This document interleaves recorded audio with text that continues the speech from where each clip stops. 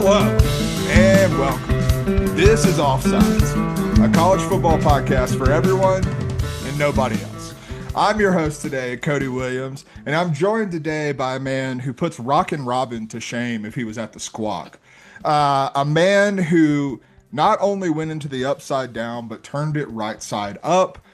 John Bueller, lead writer. Jesus Christ, my brain.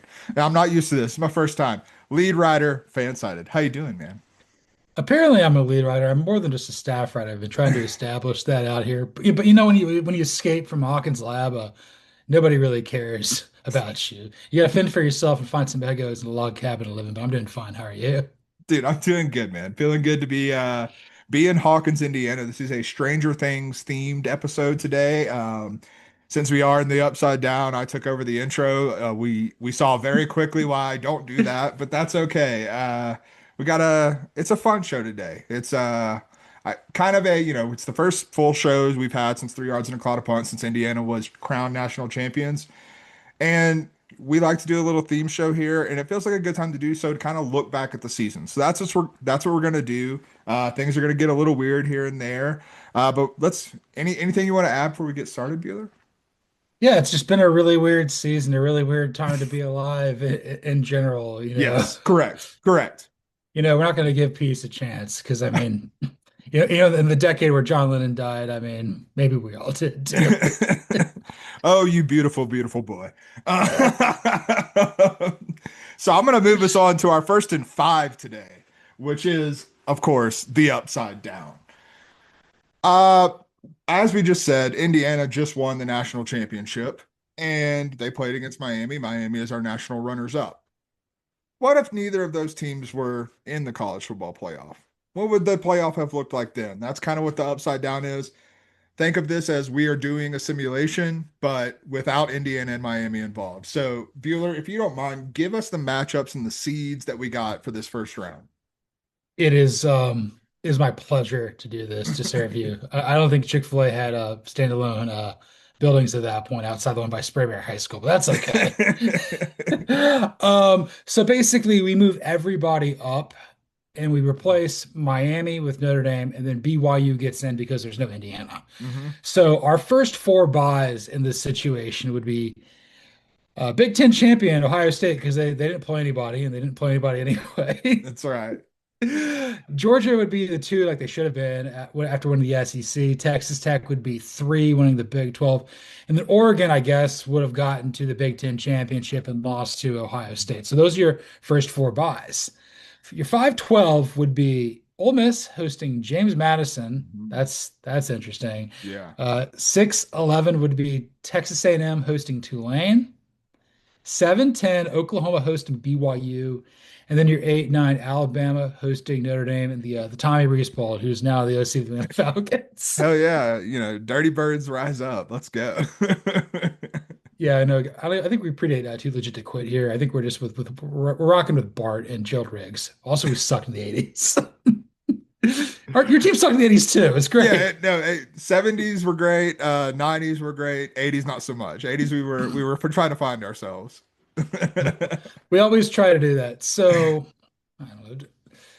I guess let's go to the first round. Probably we got Yeah. Ole Miss for hosting James Madison. I don't think that's close. No, I James Madison, I don't think there was any other team in the playoff other than Tulane that could have kept it close with, if I'm being frank.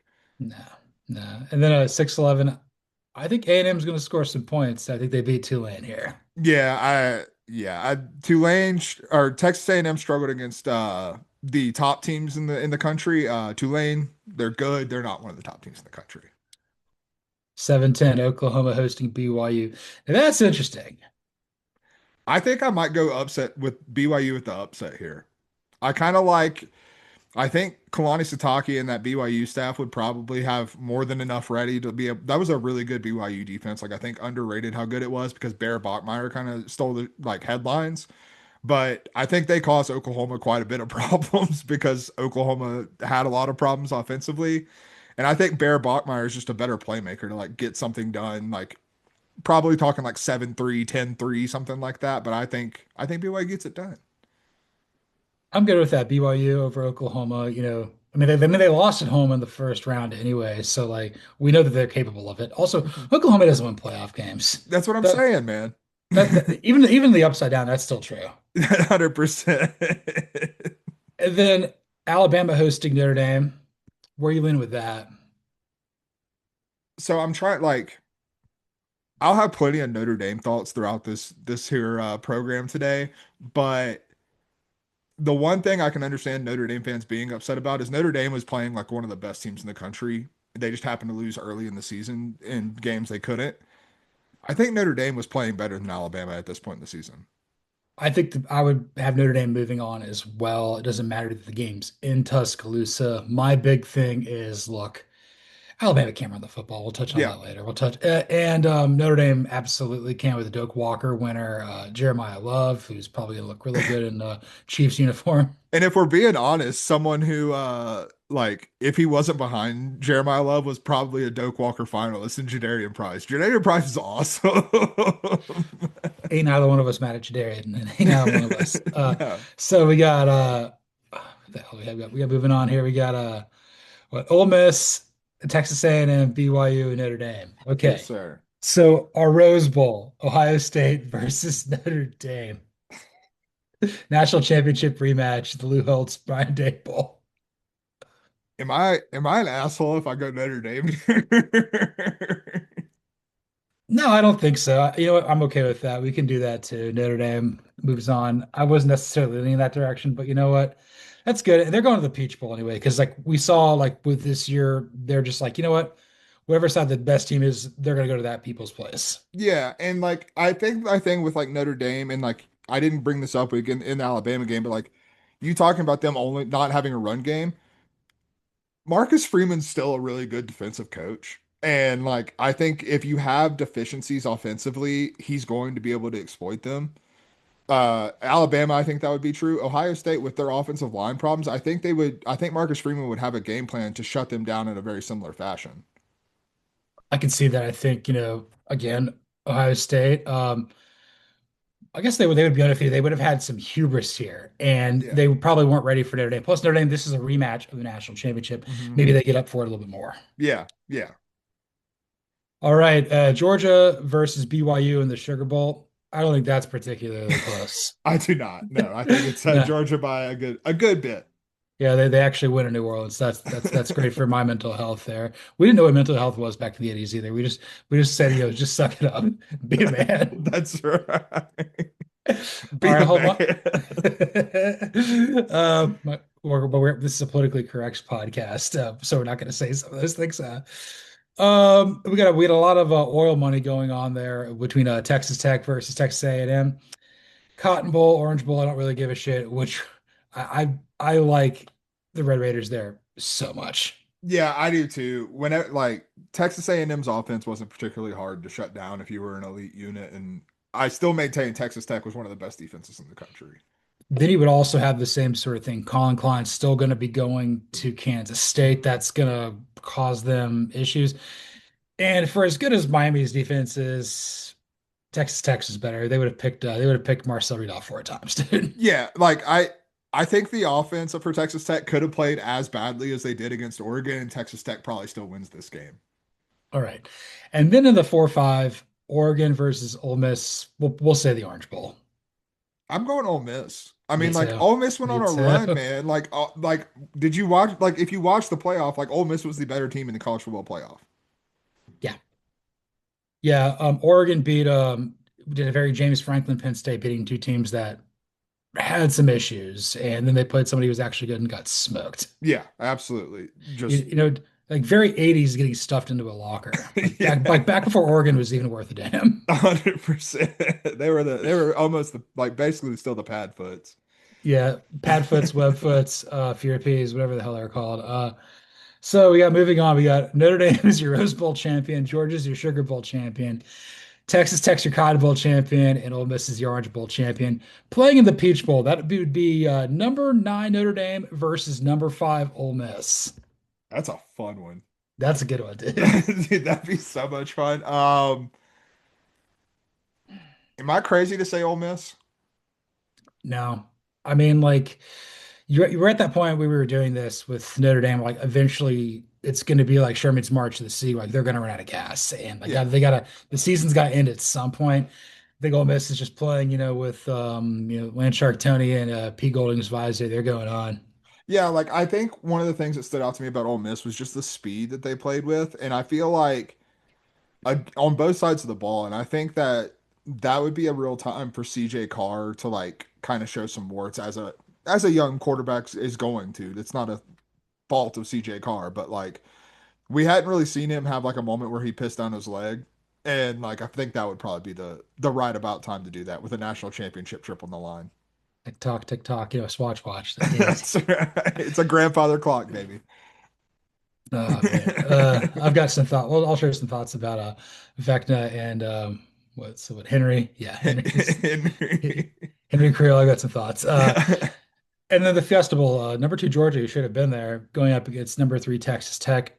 Again, I don't think that's particularly close. I think Georgia wins that pretty effortlessly.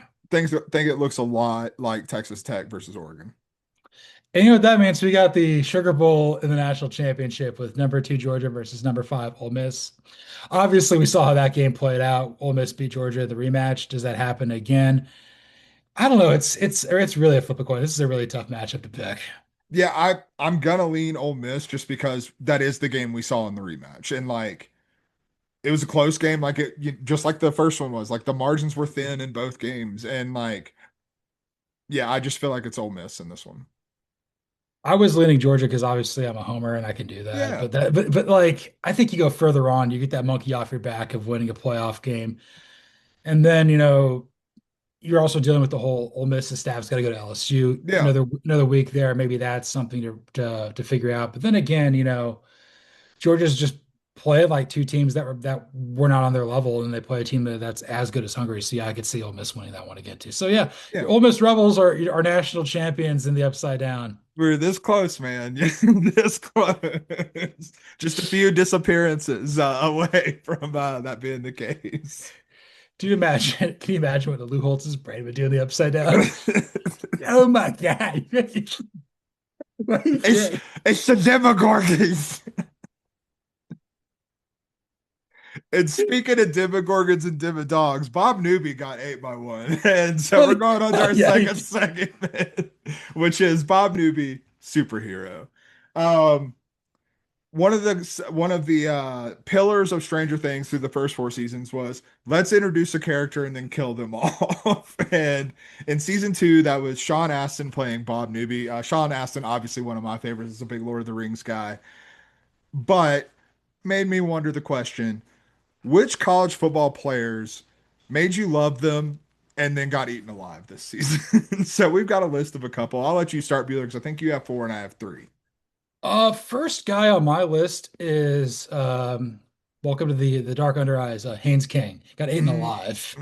that's a good Yeah, one. that's it. Played his tail off for Georgia Tech. Thought they'd make the playoff. You lose to something stupid like what NC State.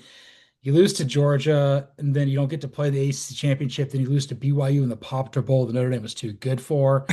Now Haynes King doesn't have any more eligibility. He's not going to get drafted, so he's probably going to come back, be a GA, and be a head coach. He's going to go the Colin Klein route of life. Except I think he's a way cooler person. Yeah, he's way cool.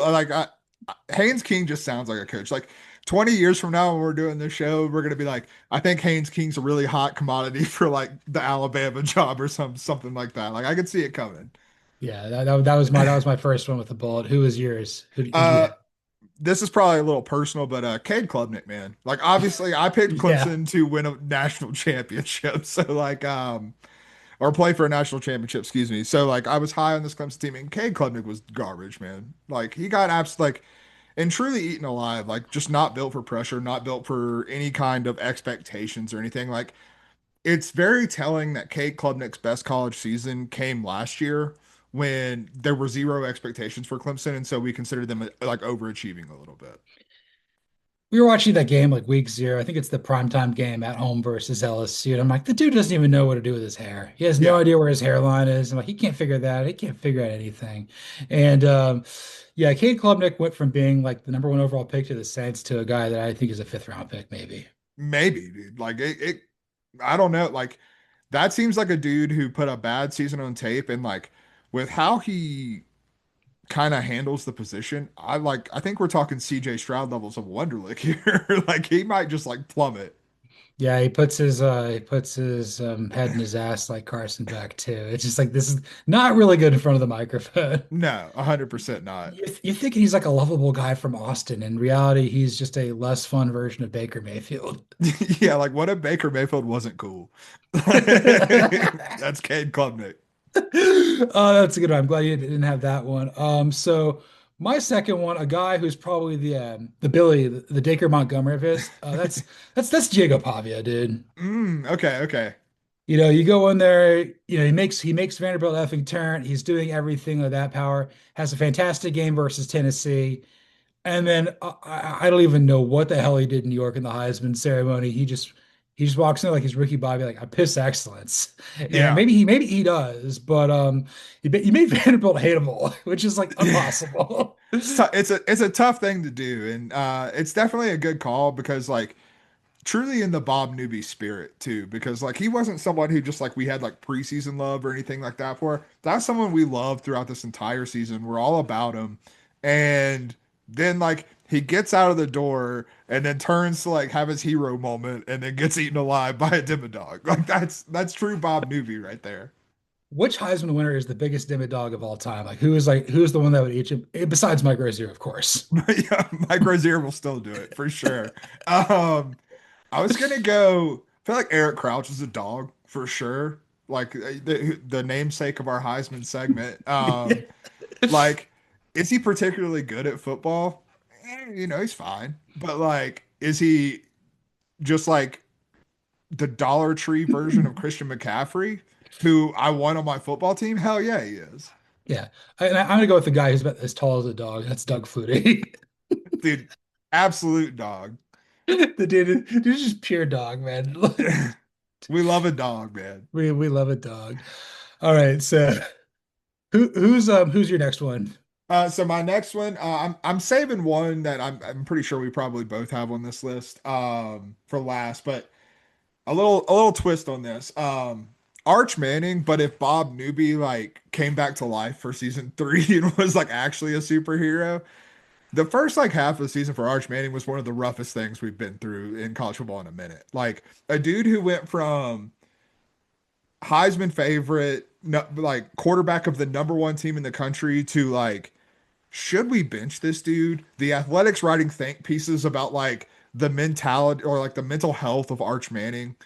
And all the credit in the world to the kid because like with everything that happened in those first like 6 weeks of the college football season, he was playing like one of the best quarterbacks in the country at the end of the season. So like, but it definitely fell hard for Arch. And I was buying into the hype a little bit.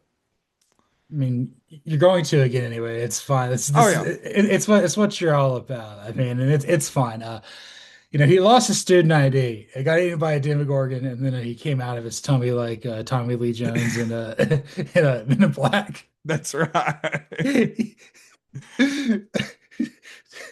Do you think Arch Manning gets seen in black? And number two, do you think he relates to it?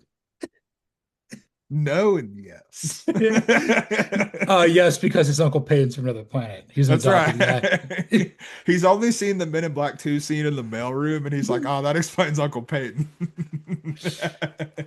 Yeah, he walks in with Uncle Eli, and they're watching the little Izzy dogs, slug dudes smoking cigarettes, drinking coffee. Just the very Yinzer of them. Oh, 100%. Also, our colleague Josh Urish, Yinzer is like, yeah, I don't drink a lot of coffee. I'm like, what's wrong with you? You need to get your card out there. It's like, well, then again, Robert Murray doesn't eat cheese. Hmm. It'd be like me saying, you know what, I really want some Pepsi. Speaking of, I really want some Pepsi. Maybe some RC cola. What was I gonna say? I totally forgot where we were going with this. Oh, uh, Robert Murray's eating cheese. He yes. started eating cheese. Big breaking news for the show. I know he's breaking some news this offseason as he does in baseball, but the biggest news is that he eats cheese now. So he's not going to be like unable to be buried in Wisconsin. And Andrew Jones is in the Hall of Fame, so Hmm. that's great. Let's get a guy from the '80s, Dale Murphy, in the Hall of Fame, please. Maybe. Maybe, just maybe. Maybe just maybe. Carlos Beltran's in there too, which is like, that's what needed to happen for Andrew Jones to get in. One of my favorite players versus one of my least favorite players of all time. Hey, look, yin and yang, everything with good comes evil. And that's who I've got. That's kind of who I got at number three. I got Jeremiah Love right here. Hell yeah. My big thing with Jeremiah Love, wins Doak Walker, Heisman finalist. Notre Dame's really good. And then, you don't make the playoff. And he took his ball and he went home. Yeah. He did.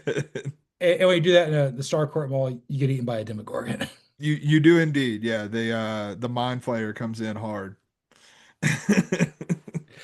Yeah, I know. That's how it goes. Jeremiah Love would probably hold court at what that place mall too if it was still open. Or whatever it is. 100%. Yeah. All right, who's your number three? I'm again, I'm assuming maybe you don't have them, but I've got our boy Lenore Sellers here at number four, Yeah, man. And I feel like we're gonna continue the Bob Newby theme. At the beginning of season three, we do get a pic like Will drew a picture of Bob Newby and Bob Newby superhero and put him on the fridge. And that's us with Lenora Sellers. Like I still love Lenora Sellers. Like even though he died a little bit this year, I still love him. But man, it was rough watching him. Like not all his fault, but it was bad. it was bad. I mean, we loved him, but we loved him like Will loved Mike, but Mike didn't love him back that way. It's true. No, Byler wasn't meant to be. No, Lenore's has a much better haircut than Will Byers too. Will Byers has, Absolutely, dude. yeah, he went from a prop to like muscular overnight. 100%. No, no, Schnapp is just lifting, dude. Dude, when you got to hit the weights, you got to hit the weights. I don't know. Yeah, and I did not have Lenore Sellers on there, although I should have probably done that. I'm gonna go with the guy who's got a really good life ahead of him. But yeah, Caleb Downs thinking that, yeah, we could beat Miami 9 times out of 10. No, you didn't. Not even close. Brother, no. It might be the other way around, quite frankly. Yeah, he tried to go after them and be strong like Eddie, and it didn't work out. There's one strong man I know, and his name is Reuben Bain Jr. Yeah. He's so strong, he moved the U and the E around. That's right. It's like Scottie Pippen Jr. It's spelled differently, but it's the same damn name. He made the U and the E. Uh, Oh God. He made the U and the E switch places, and there's not a U in this, but there are some E's. Let's go into our next segment, which is four pumps of the Farrah Fawcett hairspray, man. let's go. Oh, Shouts to Steve the Hair Harrington, always and forever. Steve the Hair Harrington is probably with the millennial version of the Fonz, dude. He really is. That's a really good call. Yeah, he's and for those who don't know this, it blows my mind considering how he's probably like him plus Dustin Henderson are like especially that combo are like probably my favorite parts of the show. And they were originally going to kill Steve Harrington off in season one, which to be fair, he was a dick in season one, so like I get it, but like we would have missed out had that happened. So glad that they, saw through that and got it done. But anyway, let's get on to the segment. Yeah. And that is, four pumps of the Farrah Fawcett hairspray. That's his advice to Dustin to get the hair looking right. Which college football transfer that we've seen this offseason is going to have a whole new look and look like a new man at his new home? Look, I love Dustin and I love Gabe Mazaraco, or however you say it, but like he's got curly hair. He can't do the the Hair No, Harrington. no, it's not nearly the same. No, it's not. He's got both brain cells for both of them. I did think he rocked the Eddie Munson pretty well though. Like the Oh sick yeah. mullet. Like I think that he pulled that off very well. I think they live together. I think Finn Wolfhard and Caleb McLaughlin, they definitely live in Cabbage Town. Hell yeah. But yeah, anyway, so I've got four guys here. First one here, got to go with wide receiver Cam Coleman going from Auburn Mhm. to Texas. I feel like, look, he tried to be a good soldier, from Phoenix City, Greater Columbus, going to play for the local team in Auburn. It didn't work out. Stays in the SEC, doesn't go to Alabama because I don't think he'd be allowed to go to Thanksgiving if he did. Right. And then he transfers to Texas, where you're going to be in Stark's offense. Arch Manning might be able to get you the ball. Texas is a team that we're both pretty high on entering next year, and he'll only play 1 year there, and he'll turn pro. But it's going to be a good year. Yeah, I have Cam Coleman as well. I can't overstate the upgrading quarterback that we're about to see. Like, Yes. you don't even have to be that high on Arch Manning to know that this is a significant upgrade.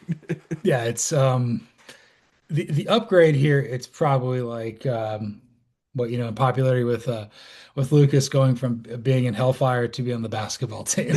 Right. He also made a state championship shot, and then like people turned on him. He was a hero. That's what I remember.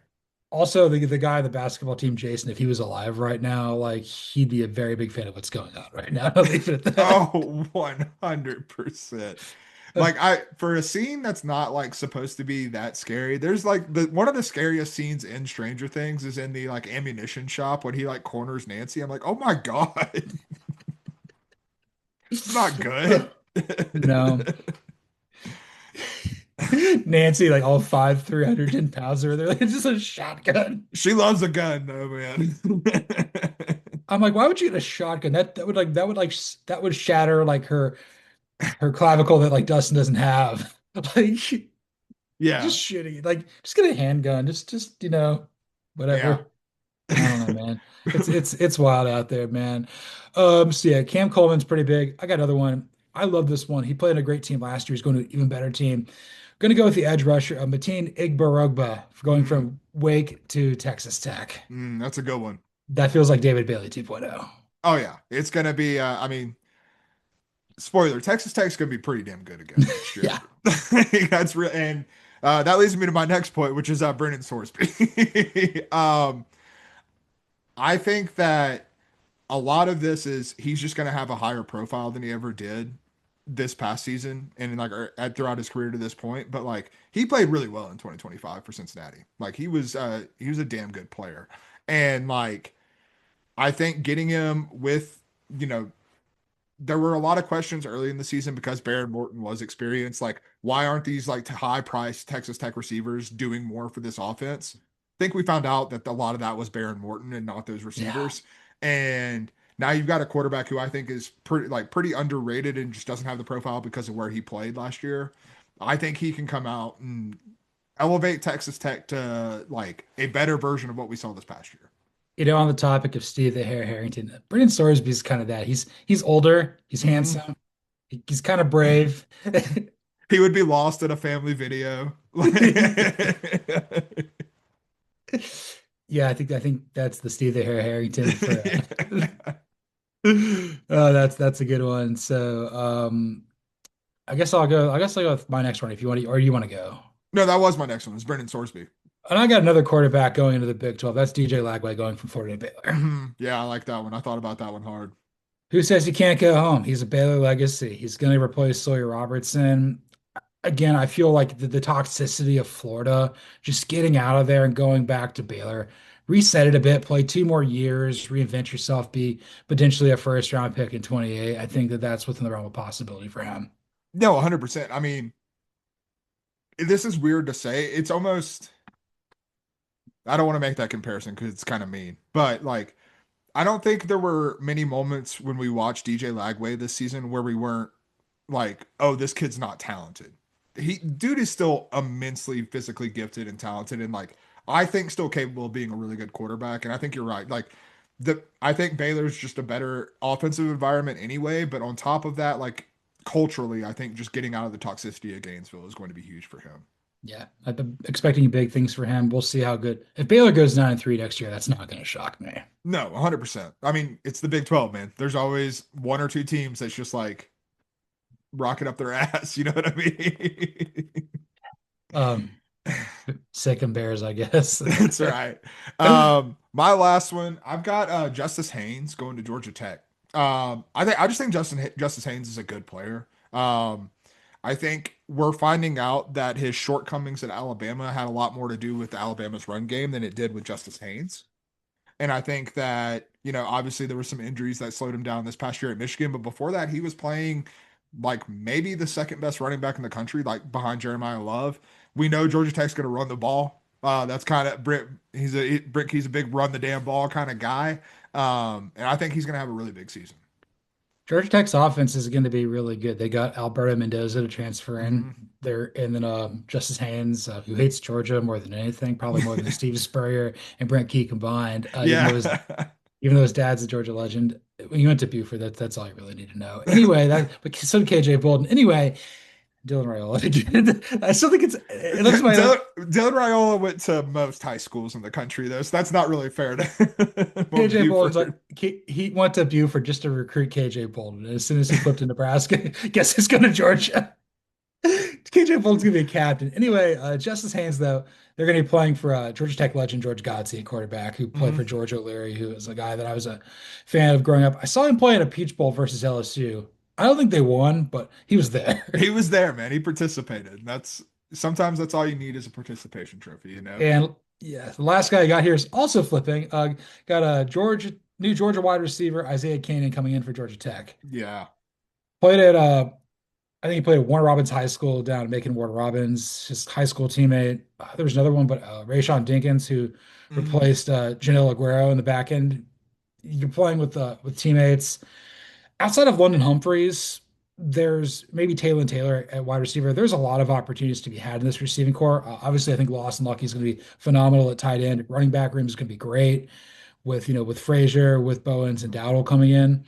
But this is a big opportunity, I think, for Canyon to really to play for a quarterback who's a lot better of a passer with Gunnar Hmm. Stockton than Haynes King. I think Yeah. that Kenyon has the potential to. I think he's got 2 more years of eligibility. I think he'll fit in pretty nicely with what we're trying to do here in Athens. No, 100%. I'm always intrigued whenever a high profile program like a Georgia or, a high level SEC school takes a Georgia Tech wide receiver because yes, Georgia Tech doesn't run the triple option anymore. They're also still not a prolific passing offense. Like that's just not their style of football. Totally fine. And they've obviously been pretty successful running their style of football. So I'm not like dogging them for it. But if those high level programs identify something and they're like, hey, would you like more opportunity and more money? Like that tells me something. So yeah, I like the move for both parties. You know, the Fair Fawcett spray is working great, man. My hair is still like, I got some Argyle hair going today, man. Dude, how did Argyle get out of the bubble? That's the real question that everyone It's should be asking. he's not from there. Yeah, but the crack happened while he was there. Did he just bail immediately while it was happening?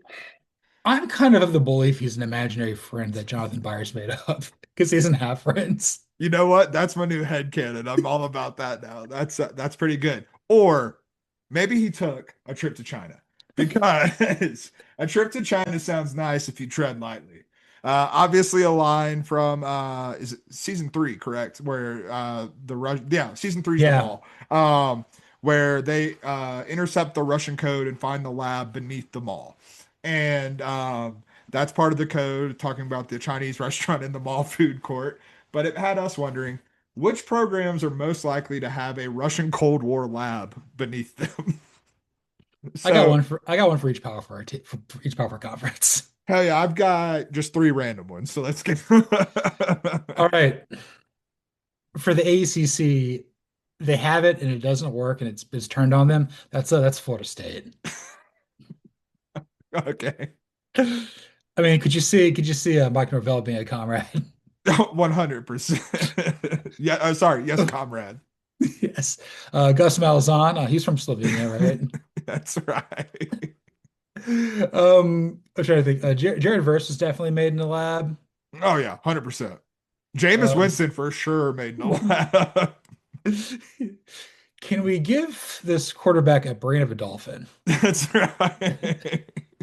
It's but it's like something you would see like out of I don't know, one of those characters from like Disney World or something. Kind of I one of the funniest so Jameis Winston's on TikTok. It's one of the joys of my life is that Jameis Winston's on TikTok.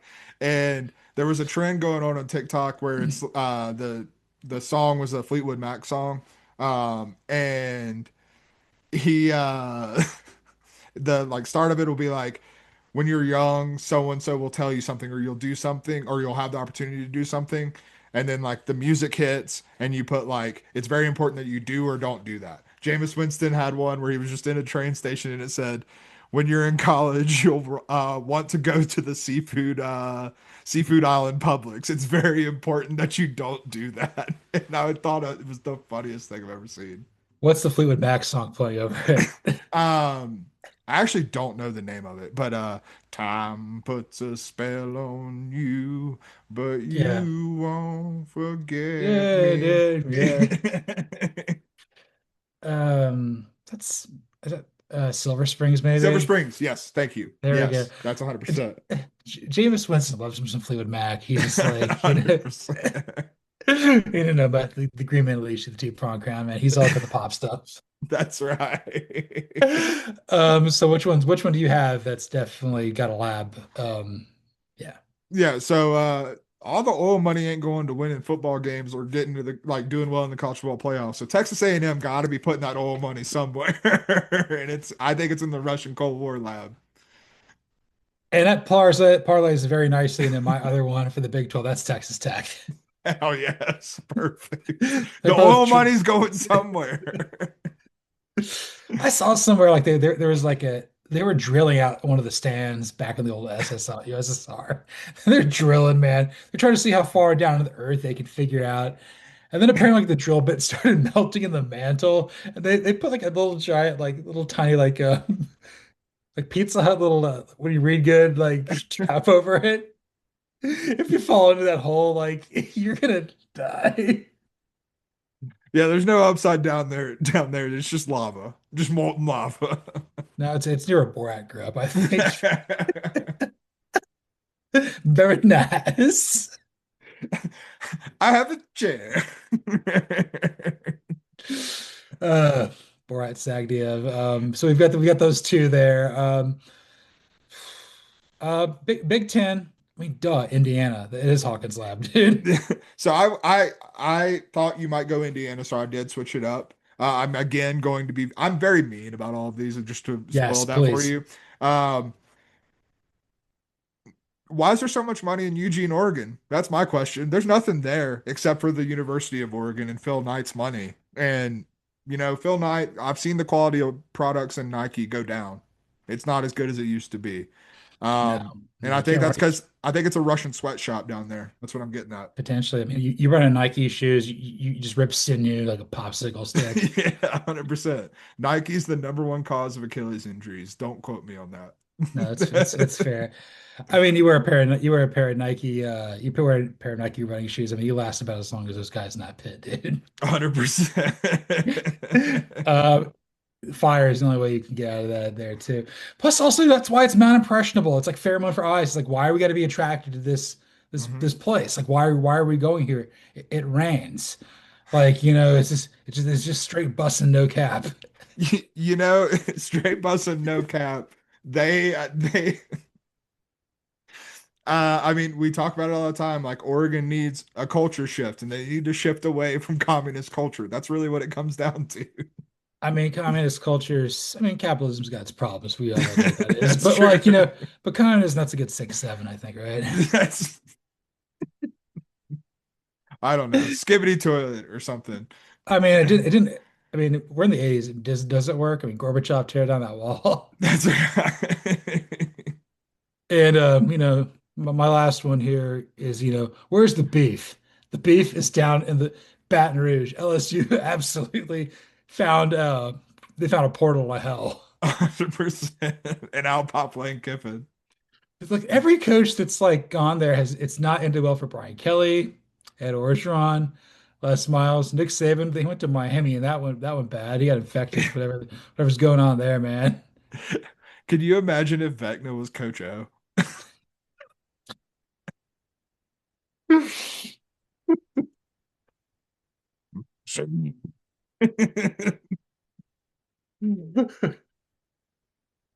I was not ready for that.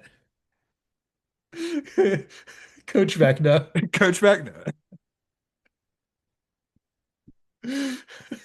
Coach O, but the O stands for one, you know? He will go in that cave. No, not at all. Could you imagine Coach A was a Boy Scout? Oh my God. I mean, he was a jock to his core with Bobby Abear. I mean, that wasn't his thing, but he's like, Baba, Baba popcorn, Baba popcorn there. I'm a weeblo. I just heard you talking. What you doing out here? Oh my God. Coach Fact nut. That's where the show's gone, dude. Uh, All right. I'm gonna be mean one more time. My last one is Kent State because no one's gonna look under Kent State. No one cares enough. Where do you think Nick Saban and Jack Lambert came from, man? Right, 100%. Antonio Gates, they found him in like He was eating an Eggo. James Harrison is not a fan of Mike Tomlin. No, he was. Not even one little bit. This has been such a great episode. We're almost not done, but that's so cool. We're doing great, man. We're honestly doing better on time for how in the ditch this thing started off. So we're doing all Yeah. right. And Dealer, I've got a question for you. You asked me a lot of questions, but I got one for you. How's the pullout? So that's our next segment. And that is which college football figures deserve to be sleeping on the couch as punishment for their 2025 seasons? And yeah, it's definitely about a pullout couch. I don't understand what anyone else would be thinking about. I'm gonna start out with the guy who I think is taking residency on a pullout couch. That's Mike Locksley. That's a good one. That's a really good one. You were 4-0. You beat your former quarterback, Billy Edwards, who's now your quarterback.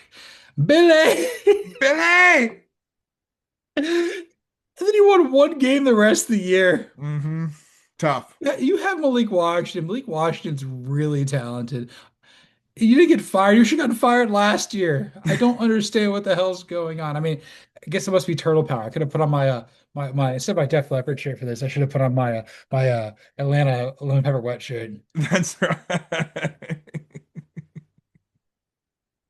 Heroes in a half shell, man, you know? Teenage Mutant Michael Oxley.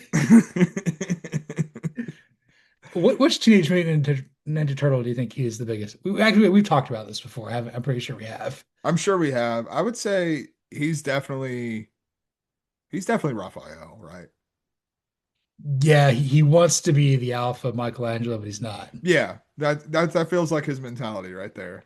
But he's got some Leonardo tendencies where he's smart, but he's also Yeah. got some Donatello in him where he just messes things up. Where you're too smart. The Teenage Mutant Ninja Turtles, but it's I have the hardest time saying that. Teenage Mutant Ninja Turtles, but Dude, it's a tongue twister. it's the Baldwin brothers.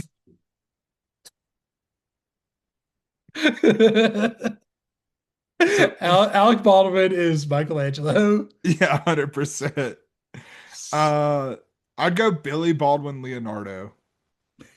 Stephen Baldwin is he's Donatello, and then Daniel Baldwin's Raphael. Yeah, he wants to be a better Baldwin.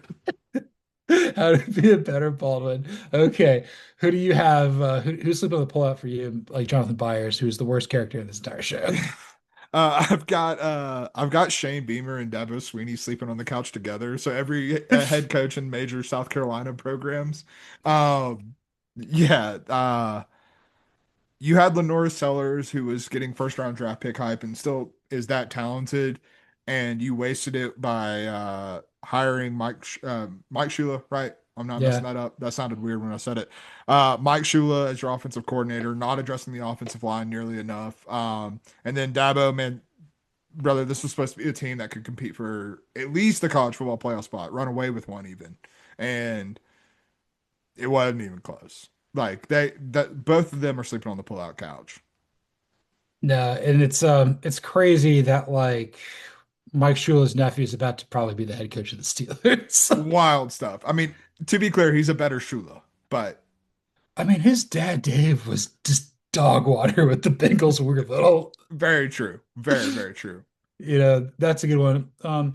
They're sleeping in the same bed. I'm trying to think like this is Step Brothers. Uh, Well, that's fine. I like a lot of fresh fruit around my house. What if Dustin grew up to be dildo you, back? you can't rule it out. What if Yeah. I want wings? Step Brothers too, but it's Steve Harrington's was Will Ferrell. Yes, that's what they got to do. Yes, absolutely. But their parents get married when they're like, they're not 80 years old. Right. It's a nursing home marriage. It's, I know, man. Don't eat the chocolates. All right, guy who's got to sleep on the pullout. He needs two for both of his eyes. Carson Beck.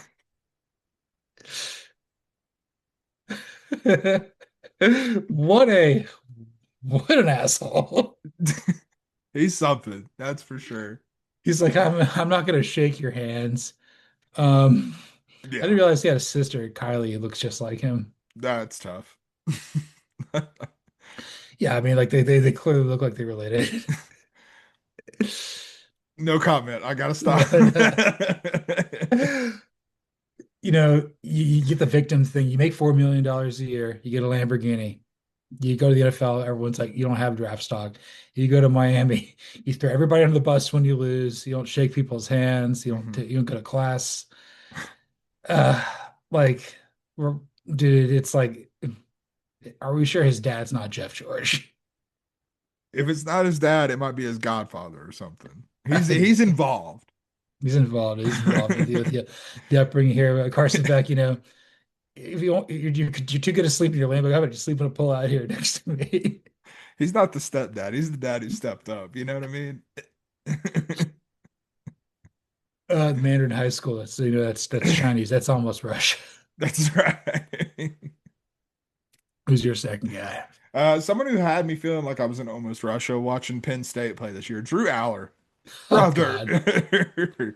I don't even. He might be sleeping on the floor. He might not even deserve the pull-out couch. Like what a. I like feel bad for the kid that he got hurt. This was pre-injury that these feelings are from, but like you had so many chances to take a step forward, and you took precisely zero. Like that's tough.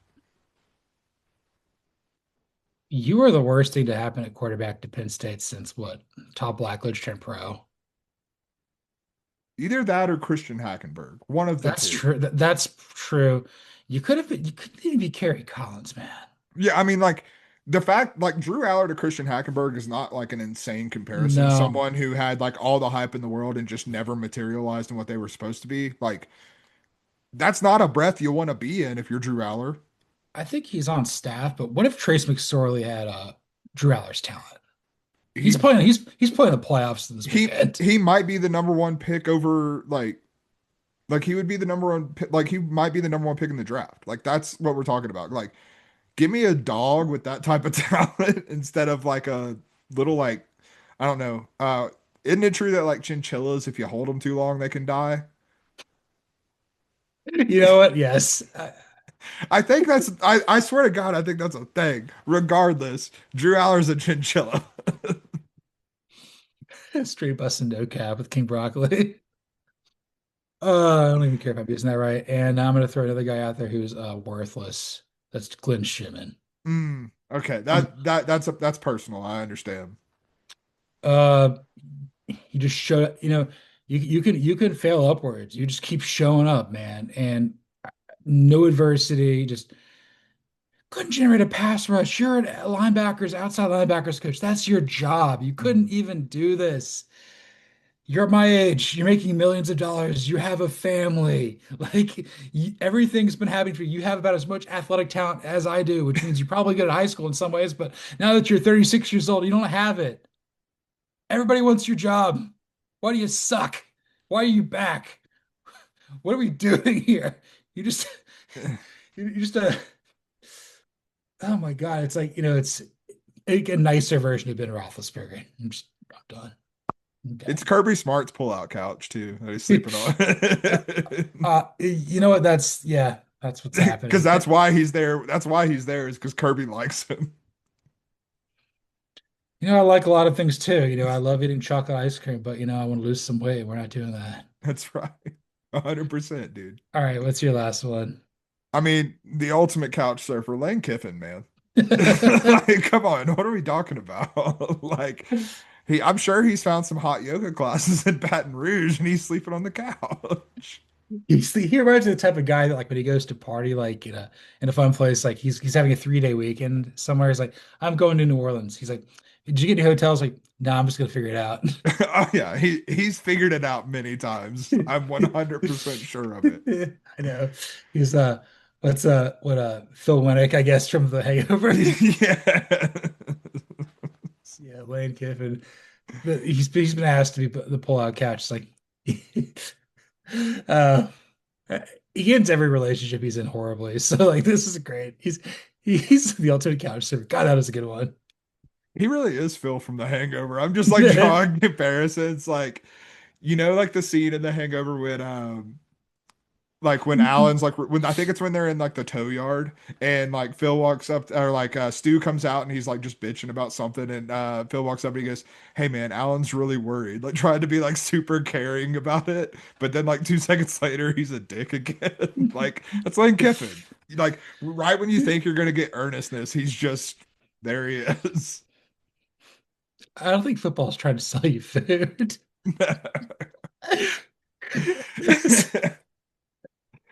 But if Also, it did, oh, go ahead. Sorry.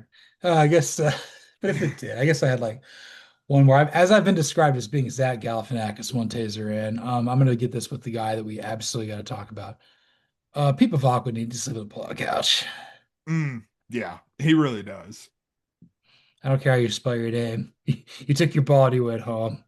You canceled your reservations. You desecrated university. You desecrated touchdown Jesus. You made Tou- Touchdown Jesus didn't die for this. no touchdown Jesus. You almost ruined Indiana. Hmm. Yeah, it's Yeah, true. Man, like that's a really good one. I didn't even think about Pete Bavacqua, but yeah, get him out of my face. That's where I'm at with that. I know, man.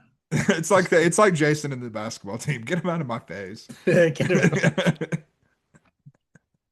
my I'm good with that, man. And I think I'm good with our last segment. You might be familiar with TIN 10, but now it's EL 11. Uh, that's right, baby. This is kind of our ultimate look back at the 2025 college football season with the 11 things we'll remember most. Some of mine are serious, some of mine are definitely not. So I'll let you get started, Bueller. Who you got at what's one of the 11 things that you remember from this college football season? First thing you always have to remember this: Stick City is a place. That's right. Um, Number 11 is a tie for me because they're tied together.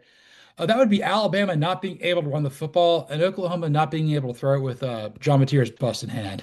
Just like we're watching two traditional Yeah. powers, they both make the playoff, and they can't do this thing that's just so simple. And if they could, they would, but they couldn't. It was frustrating because it was so predictable. Hmm. Everybody watching is like, they're not going to figure this out. This is like playing like Little League baseball, and the guy who's batting like 12th and you're 2 of 12, he's like, he's going to strike out. He hasn't made contact all year. I'm on third base. We're going to lose, but it's okay. We're going to be eating sun chips in 5 minutes. Just praying he gets hit by a pitch, you know? And he'll cry all on the way to first base, and I still won't score because that's how it goes. But yeah, that's I will remember those two just being Yeah. such issues of struggle for those teams. No, I mean that's a really good call. I did not have that on my list, but that's definitely one of the things that I mean, it's what held both of those teams back from truly a deep playoff run because a lot of the pieces of a deep playoff run were there with both of them. Yes. Uh, I, this one's a little less serious. I'll always remember that first North Carolina Tar Heels drive under Bill Belichick when they went down the field like knife through butter to score against TCU, and I was like, "Holy shit, we're off to the races, baby!" And we were certainly not. But I remember that feeling after that first drive, which was how long that I thought that that might work in Chapel Hill. That one drive. That one drive, I've got a Georgia one coming up here in a little bit, so it's man. cool. At number 10, one that caused me a lot of personal pain throughout the first 2/3 of the year. Luke Fickell, somehow, some way, keeping his job as the biggest stooge in all of Wisconsin. Yeah, 100%. Just just the coaching malpractice. They didn't score a point for a month, and he kept his job. Hmm. Like it was just for a program that was been so good our entire lifetime to just devolve into this. Like it was so bad that we had to lose traffic and I had to get pulled off of the Wisconsin beat. That's how terrible Luke Fickle is. Honestly, I wish he would have just stepped on a landmine like Steve Coogan and Tropic Thunder and just because at least I like hanging out with Mark and I don't do it as much as I want to. Shout out for listening to the program, brother. Ooh.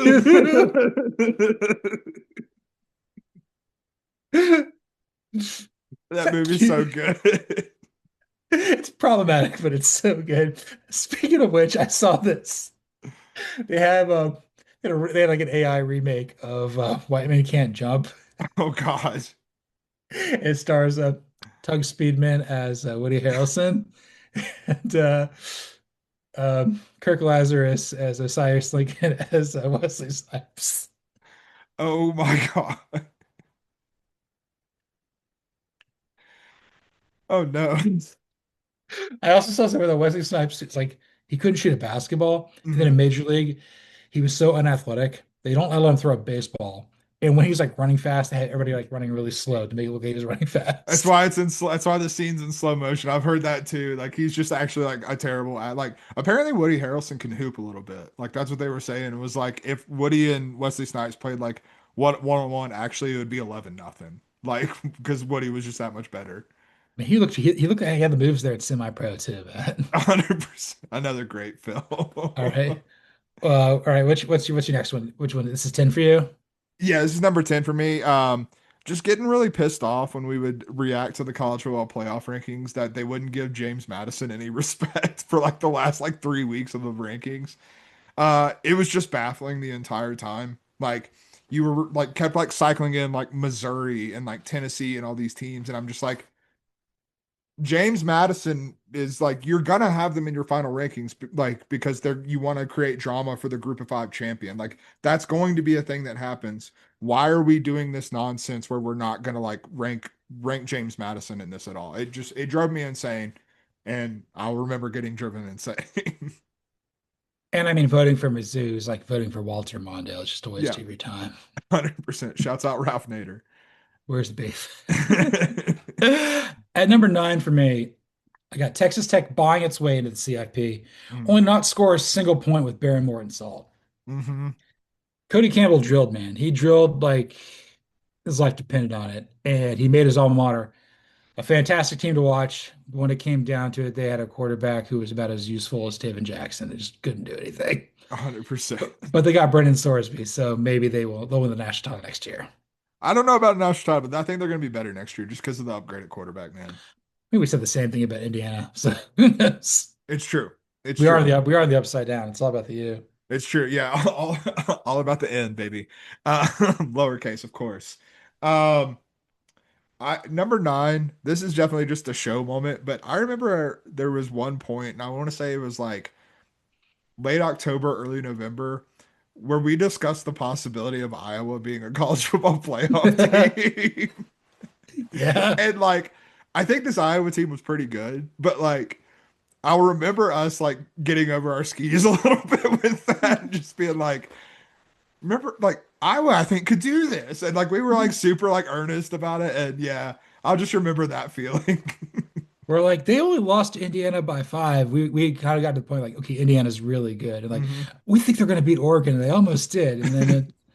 And then Iowa did what they did. They And were as good as Iowa was supposed to be. They weren't better than that, though. if Mike Tomlin's 9-8, Kirk Ferentz is 8-4. That's right, baby. Imitation Steelers. I mean, he's still got a job. I saw somewhere like if you hire a head coach and they win a Super Bowl, they win it within their first like 5 years.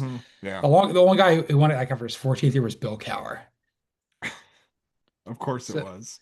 so like, and there's something like in this 59 Super Bowls we've had, or maybe like, I don't know what, 40 coaches who've won one, Mhm. like all but like 6 have won it in their first 5 years. That's crazy. That's a good stat though. I like that. Yeah, I mean, Jimmy Johnson's probably like what, year 3 or 4, probably like that. I think it was year 3. I think you're right. Yeah. And then obviously, Barry Switzer year 1, man. He just took on over. Yes, sir. And at number 8, that's mine. This is my fandom one. Gunnar Stockton driving his truck and not particularly caring about Auburn or nothing and diving into that end zone. Hell yeah, brother. He doesn't know who Less Than Jake is, but he was like hello Rockview, like more like hello touchdown. 100%. This was one of my favorite Georgia teams I ever got to follow along with the cover. I love it was incredibly talented. I think the receiving core was fantastic. Hmm. Really well coached until the end. I loved seeing Gunnar Stockton kind of grow with each and every start. Everybody was just dogging on him and everything like that. It was a lot of fun.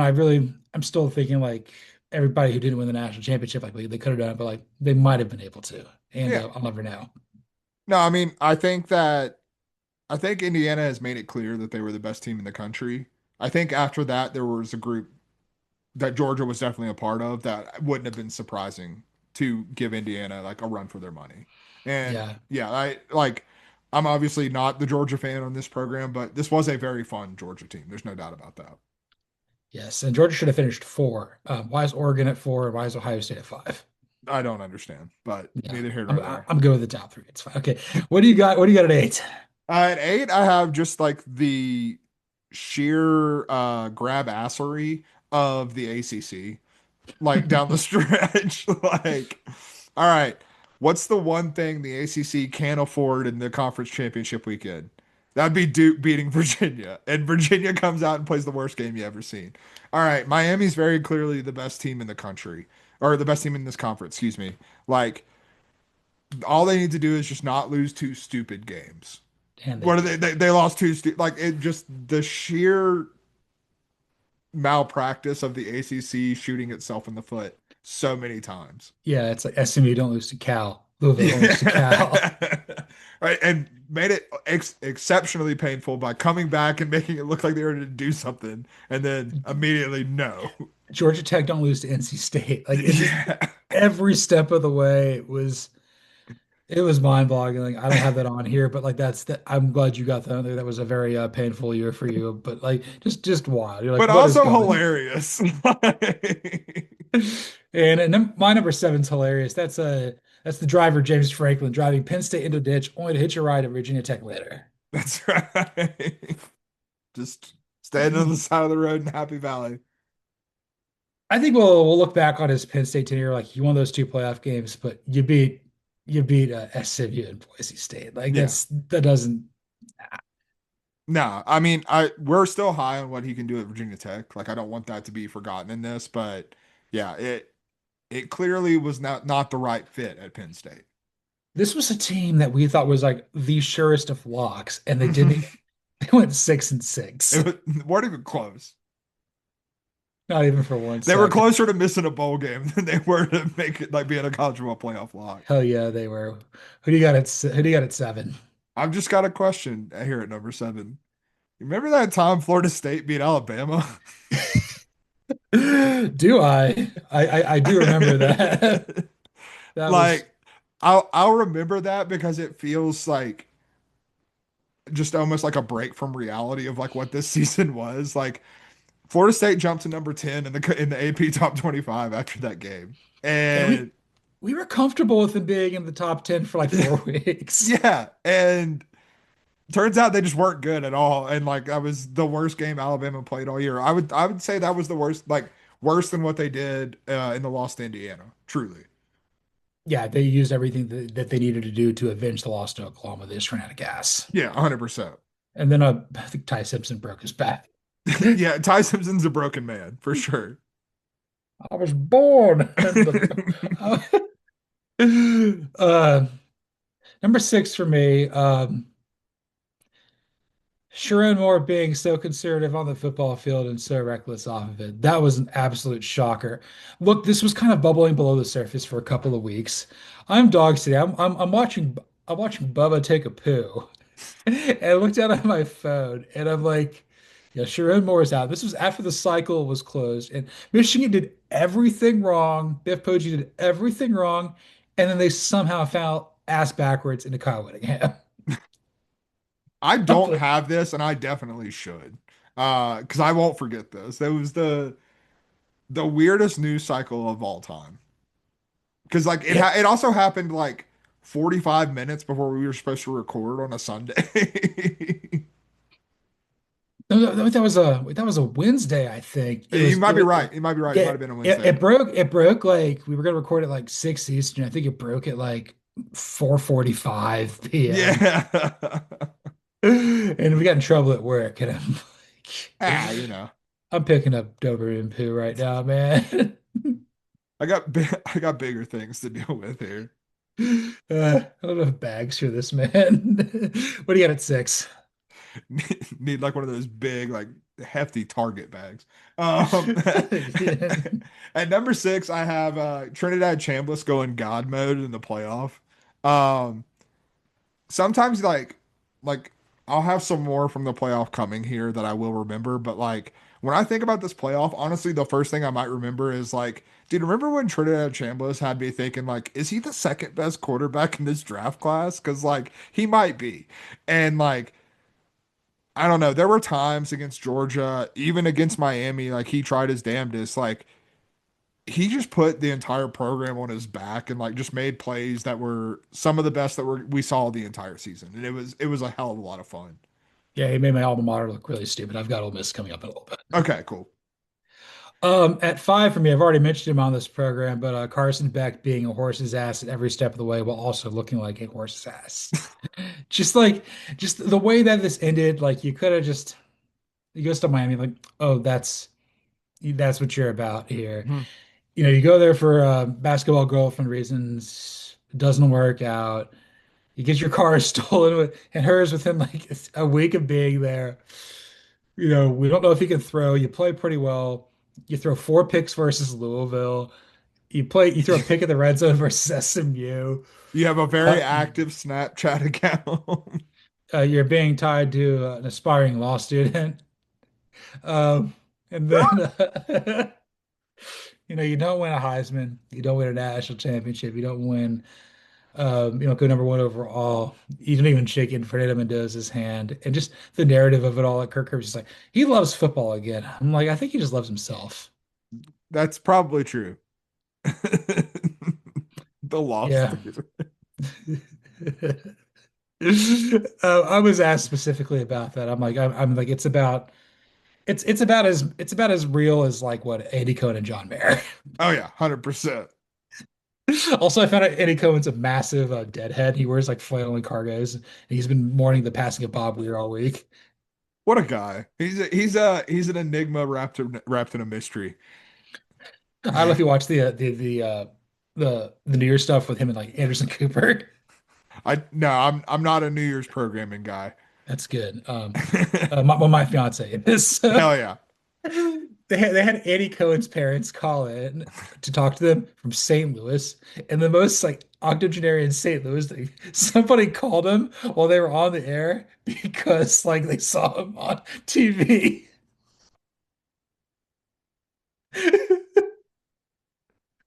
That's too good. And then this is even better because Anderson Cooper's mom's a Vanderbilt. Okay. Okay. Andy Cohen's like trying to like gaslight him, thinking that like, Anderson, you grew up very privileged, you had a very interesting life, but you went to a puppeteer school. And they're just drinking on theirs. I did not go to puppet school. Puppets. Like he's gonna be like Frank Oz or Jim Henson. He's Jeff Dunham. How do you feel about Akbar anyway? Well, I miss out on Akbar. Wish we could get that segment back. 100%. We need some All right, trap games. all right, what do you got for 5? At 5, I have just the Lane Kiffin Lane train going off the rails, Yeah. man. And I mean, not much to say. We've talked a lot about it, but like there were 2 weeks where it was just like, which of these 3 jobs is he going to take? And it was a weird time to be alive. And then what that led to from Ole Miss for Ole Miss in the playoff. Yeah, I've got that in my Ole Miss segment coming up. Mhm. Got nothing but good things to say about that.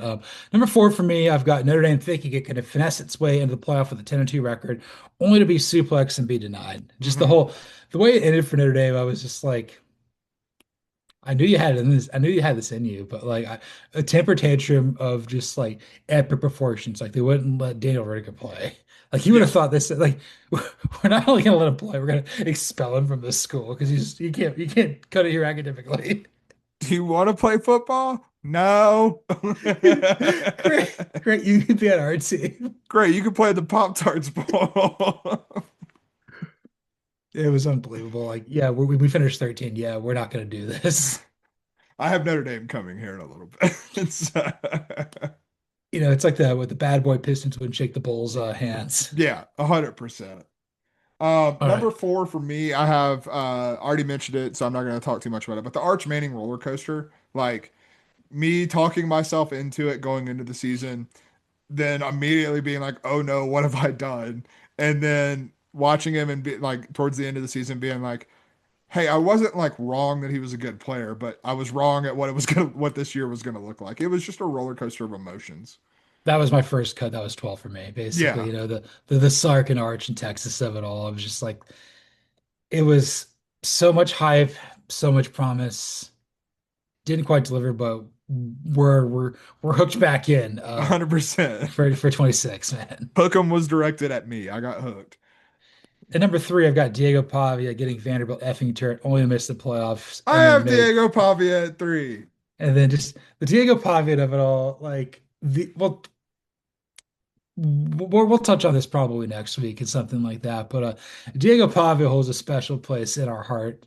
Mhm. I don't know if he deserves it, but he's there. No, I mean, I'm not ashamed to admit, like, I'm not saying he's a good person or anything like that, but like one of my like favorite college football players I remember watching was Johnny Manziel. I had a hell of a lot of fun watching Johnny football play. And Diego Pavia like gave me a lot of the same feelings, man. Just kind of the ultimate wild card, both in terms of play style and in terms of how he lives his life. And like, I don't know, like, is it good for college football? Probably not all the time. Definitely not the Heisman ceremony and stuff like that. Is it incredibly entertaining and good for us, like in the content business? Absolutely. You got him to be the runner-up for the Heisman. You got game day. You got Jerry Curtis to flip. Hmm. You got Theo Fonda going on a date with your mom. That was cool. Who could forget? Like that's what I'll actually remember is Theo Vaughn trying to date Diego Pavia's mom. Also, shout out to Jim Hopper trying to figure out how to eat at an Italian restaurant. It's just like the most like low-class food palette imaginable. Have you ever had this lasagna? Lasagna. They give you the garlic rolls. They don't stop coming. It blows my mind. Look, man, I as love someone it. who's a fan of the never-ending breadstick, let me tell you.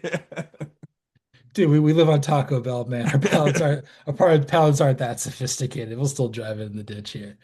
All right. Number two for me is Lane Kiffin making himself just a Mm, huge ass. Pete Golding winning anyway with Trinidad Chambliss. Just that whole saga felt very major league. And this is the hmm. reason why they don't show like, oh, they won the pennant or they won the division, but they don't show them like winning like the championship because like it ends. Right. But it felt very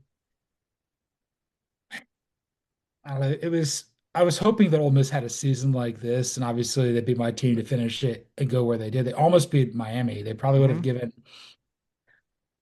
I don't know if they would have beaten Indiana, but they might have given them as good of a shot as the Hurricanes did. Yeah. That was a fantastic team.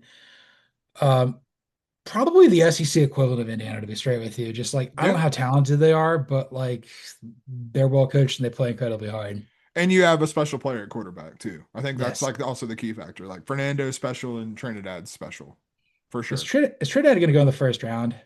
I think I my prediction is yes. He's not being projected by many outside of myself there currently, but with quarterback scarcity, and I think he's just going to, I think he's going to wow some people, man.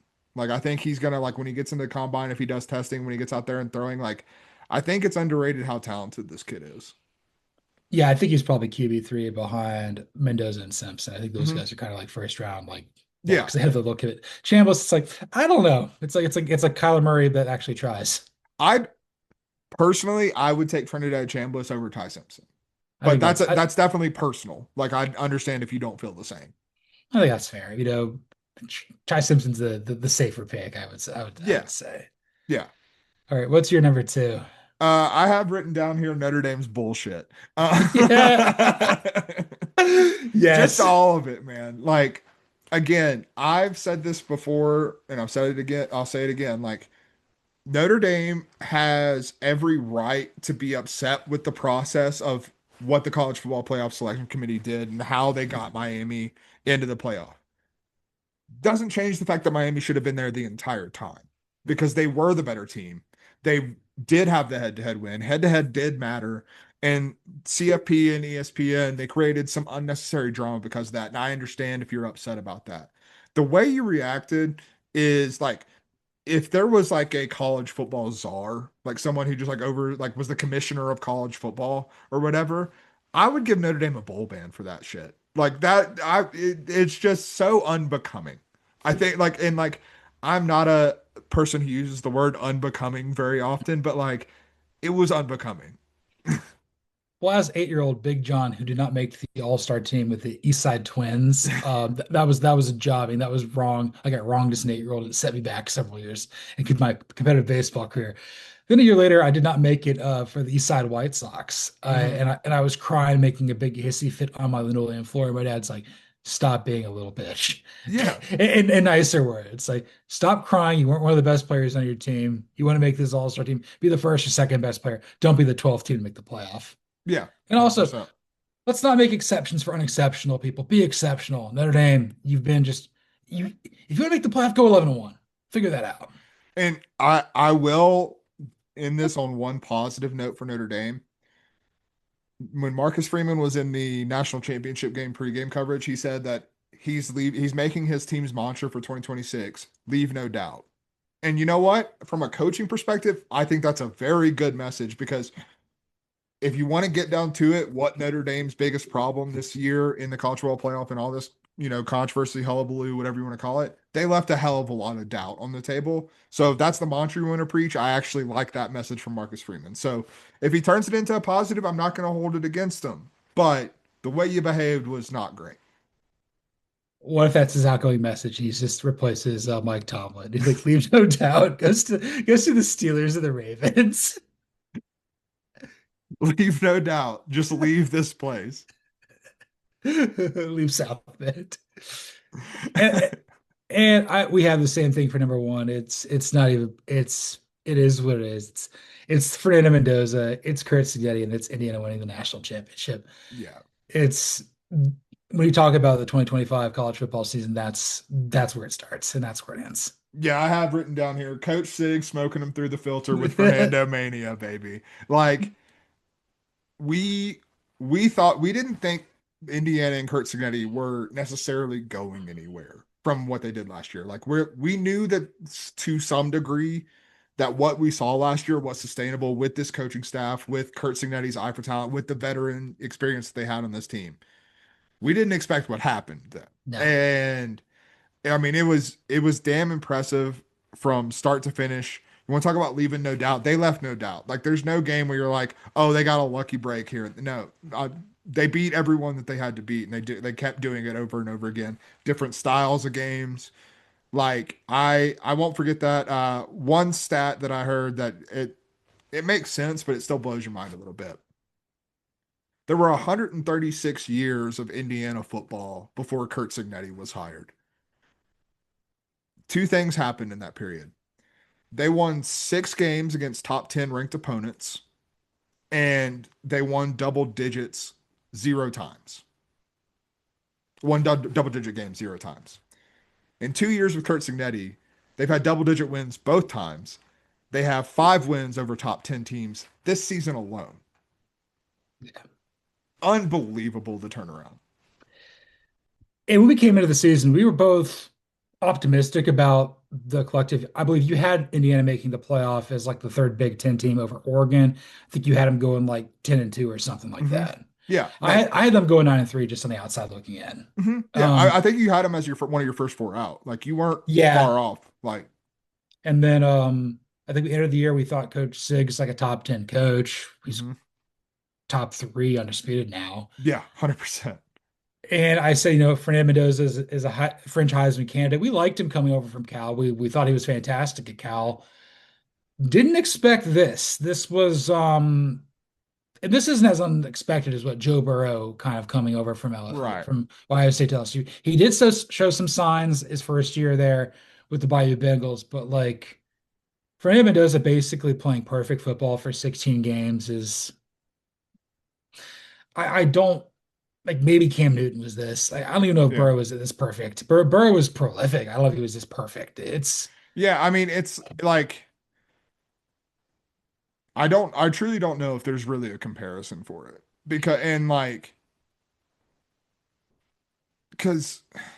yeah, I mean, like it's hard to say like someone making this big of an impact. You know what I mean? Like we knew like you said, we knew Fernando Mendoza was probably an upgrade from Curtis Rourke the year prior. But like I don't think either of us were like Fernando's like going to run away with the Heisman Trophy. That Fernando's going to like have more touchdowns than incompletions in the college football playoff. Like that, I don't think either of us like imagined that for Fernando Mendoza.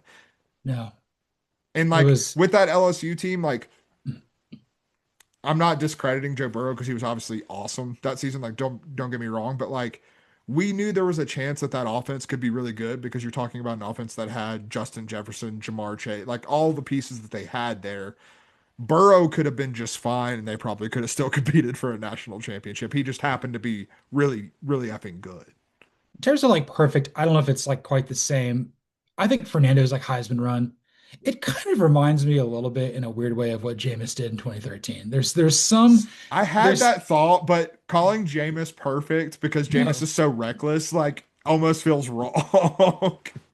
It just kind of felt like they made their luck happen this Mhm. year in a way that most people just can't do. And I don't know what Fernando, I saw something like they projected like what Fernando's NFL's career is going to look like. They said he's basically going to be Matthew Stafford, which I'm like, he's going to the Raiders, dude. Yeah, I mean, the team might have something to say about that. Yeah, but like this is a very special season for Indiana. It did something unprecedented. We watched it in real time. Uh, like you said, they won the games in multiple ways. They destroyed people like they destroyed like Oregon. They won games that were incredibly ugly. I would say the championship over Miami was very ugly. Mhm. The Iowa game was very ugly. The Penn State game was disgusting. Big Ten Like they championship wasn't pretty. no, like they then they had like what other games like where they just beat the snot out of Wisconsin. Yeah. There's like another Big Ten game where they just destroyed somebody. I forget off the top of my head. It was like Was it Rutgers? it might have been Rutgers. I It think was I feel like I remember a Rutgers game getting really out of hand. yeah, they won in multiple ways. They just did it. They were so good. Yeah, dude, I mean, and like I think you kind of hit the nail on the head there too, because like it was fun to watch. Like it was just a fun football team. Like it was fun when you were watching a blowout because you're like, hell yeah, let me get another Mendoza to come into this game. Like that was fun. It was fun to watch Fernando in when it was a close game, like grind it out and make a play like the one in the national championship game, like the one he made, like the throw he made in the Big Ten championship game. Like it was just a fun football team. And then you had Coach Sig just, talking his shit the entire time. It was unbelievable. And oh, you want to get out of here? You remember what I, episode we're I on? was gonna say this show was unbelievable because this was episode. I don't know. I'm horrible at keeping track of the episode names. 244. 240. This episode 244, y'all, of False Start. You can find me, Cody Williams, on Twitter or the X at the Sizzle20. You can find him, John Bueller, on Twitter or the X at Bueller118. You can follow the show at CFB False Start. And be sure to like, rate, subscribe, review, leave 5 stars on Apple, Spotify, and definitely YouTube. Hit us up, hit that subscribe button. You will get a shout out. We're up to 53 subscribers. Hell Yeah, yeah. man. Love to see that. Will say I have dropped the ball on editing shorts. Not only am I going to show Bueller how to do it, we're also going to just be more regular now that we're kind of out of the season grind. The off season is a prime time for us to do things like a Stranger Things show for an hour and a half. I mean, there's 5 members of Def Leppard. I mean, Rick Allen's only got one hand, but he's still got 5 fingers. That's right. I guess before we get out of here, we might as well just talk just like a few minutes about Stranger Things. We wouldn't it Absolutely. wouldn't it wouldn't be fair. Favorite characters, least favorite characters, things you love about the show, things you just like, this is annoying.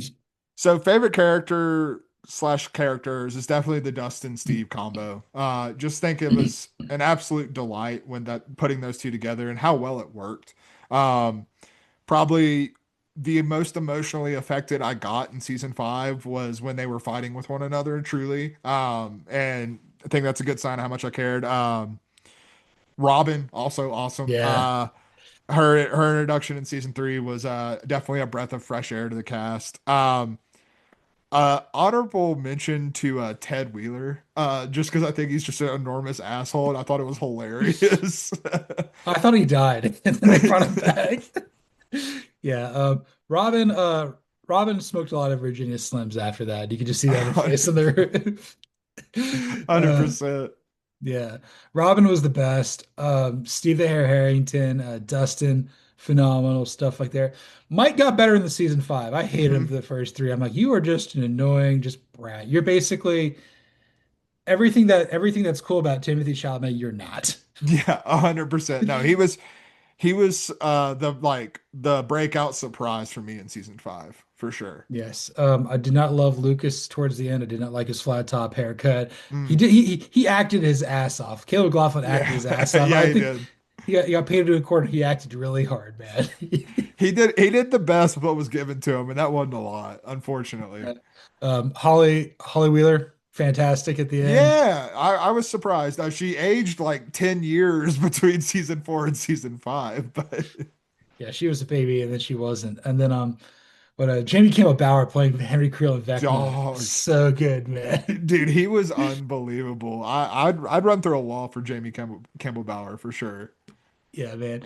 Um, I also realized this that I don't think Winona Ryder, who was my childhood crush as a kid, I Mhm. love me some Winona Ryder. Mr. Deeds, just Oh, that dude, was Mr. Deeds, yes, absolutely. Babe Bennett. Yeah, I saw her on Hot Ones the other day, and she's eating tofu, and she's never had spicy food in her life.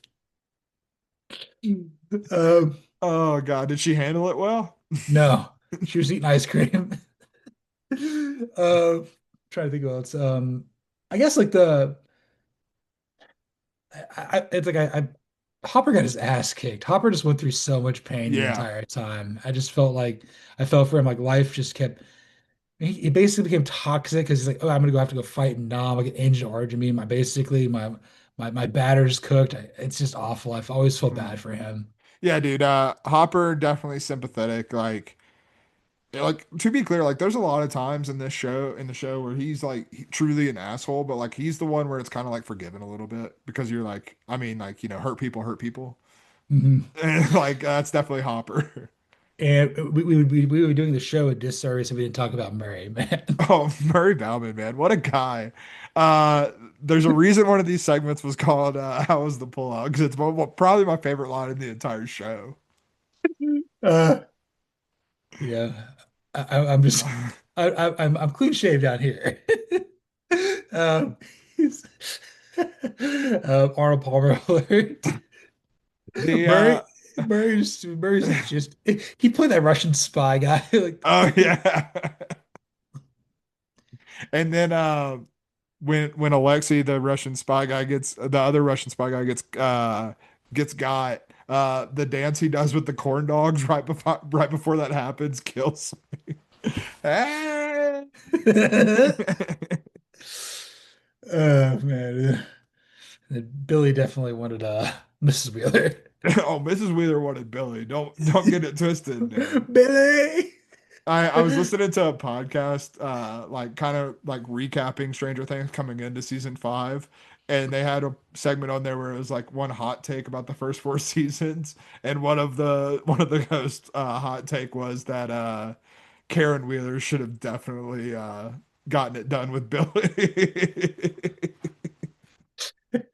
She's a legend, man. Oh, God, I had one other thing. I had never like heard like running up that hill all the way through like beforehand before No, watching the show. 100%. Just stuck in my head. And I know the NC State podcast is like a really big Metallica fan. Yeah, correct. Master Puppets is not my jam. That's fair. I get I'm, it. I'm more for him the bell tolls. So, I mean, I don't think it's her favorite song either, to be clear. I mean, like, I understand why it makes sense for that scene, I think, like, where Yeah. you have just like if like it's not my favorite Metallica song either, but like that guitar solo does melt your face a little bit. And so like when you got like Demon Bats and the Upside Down, I understand why they chose that song. And also it fit the time period as well. So, that factors into it as well. Having said that, like my favorite, if I'm talking about like my favorite Metallica songs, I would say Whiskey in the Jar is up there. I really like Whiskey in the Jar. Oh yeah, from like the Thin Lizzy cover. Yeah, 100%. Yeah. What whiskey translates from like Irish or Gaelic to like water of life, basically. Yeah. I mean, I agree I personally. I I agree, man. You gotta figure out how to close this out. Or you want me to do it? I don't know. No, I got it, man. I don't, we got to keep talking though because I don't have anything off Whiskey in the Jar. That's for No, sure. that's for sure. No, Trying to we didn't think. talk worst. We didn't talk least favorite characters, which I think Jo- yours is Nancy or Jonathan. Excuse me. I hated Mike Wheeler, and then Jonathan Byers was just like he's just an NYU sad boy, Yeah, and, John, there's nothing less college football than NYU. dude, factually correct. No, Jonathan's up there. I I also like. I mean, in terms of guys you were supposed to hate, Jason. We already mentioned him. Yeah. Like that's one of the most hateable characters I've ever seen on a TV show. Hmm. Um, but we don't hate you guys, the starters, because this We is love false you. start.